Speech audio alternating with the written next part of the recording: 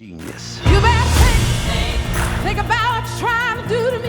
How old is she? She's 10, but her voice is going on 30, honey. Think that you might go let yourself be free. How many albums have you had? 4. And no hits. I need you to focus and avoid frivolous distractions. Honey, find the songs that move you. Until you do that, you ain't going nowhere.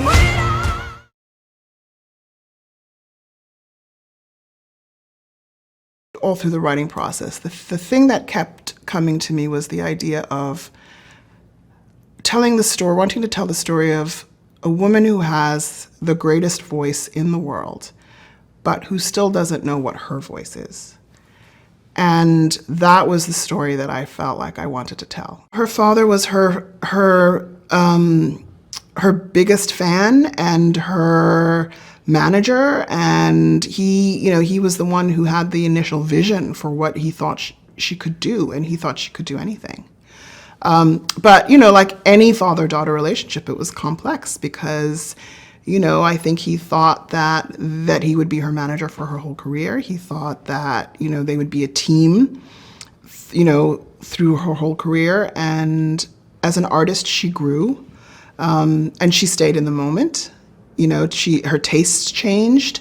And so that's a big part of her journey, and the journey of the film is how you negotiate professional and personal relationships with people that you love while you're changing and maybe they're not. Aretha Franklin understood that Jennifer had a gift, and that also Jennifer has a tenderness that is a part of her character, a humility that I think Aretha responded to. So when you're thinking about who's going to play me, and I know that I have one of the great voices of all time, it better be another person who has one of the great voices of all time. If you dare to take this story on, there are no half measures.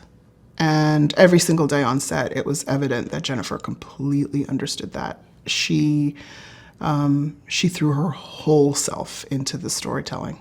You need someone, an actor of the caliber of Forest Whitaker, to bring every possible nuance to the character so you understand everything about him and you stay with him through his journey, because there's redemption, of that path, and Forest brings all of that. Marlon flew himself out to Atlanta to sit with me in my office, and he and I had a really honest and intimate, vulnerable conversation, and I just got the feeling that he had it in him to do it, and his work ethic is, there's no way to describe the level of dedication this guy brings. Again, someone who, midnight after doing a show on the road, stand-up show on the road, is on the phone with the speech and vocal coach for an hour.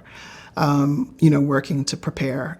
He was so dedicated. And then, another person who, because Ted is such a rough and ready character, you need a little of that kind of lightness to match the darkness. And that's what Marlon brings. He can live in both parts of this character.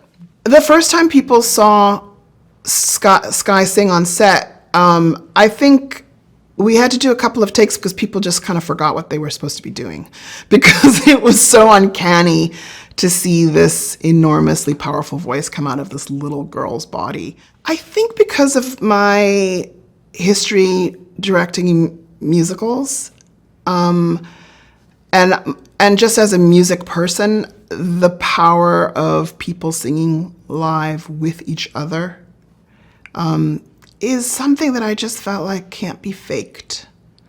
And I just love musicians so much. I love what they do.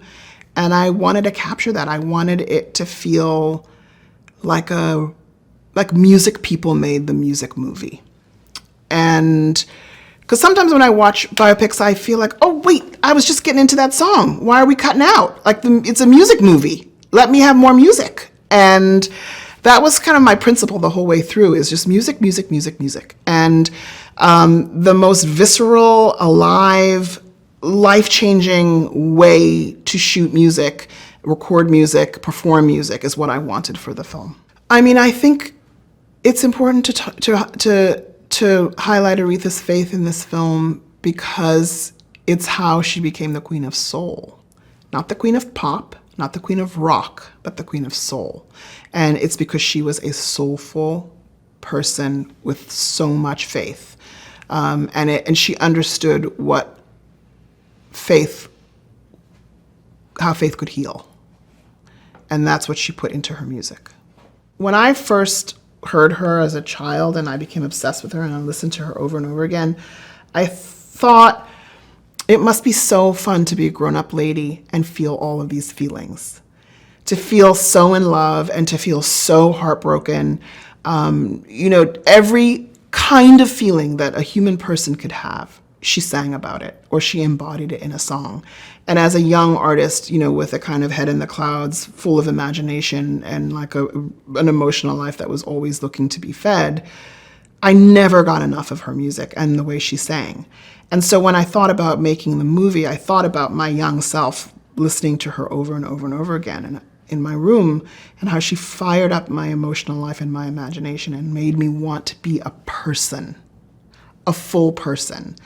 And so that's what I feel like is her legacy. It's that she tells us that every part of being a human being is okay and is glorious.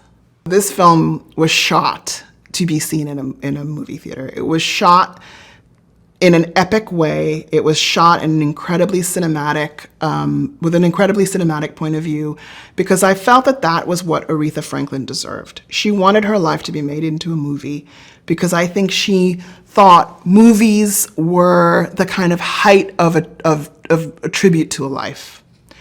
And I know the kind of movies that she would have grown up seeing. They were full of glamour. They were beautifully shot. People were beautifully dressed. They were sophisticated. And you don't always see Black people inside of those movies. And so my dream for the film and for Aretha and her legacy was to create a piece of cinema that felt like a classic. That felt like you have to see this in a movie theater. You have to see it on a big screen because her life was so big, it deserved that.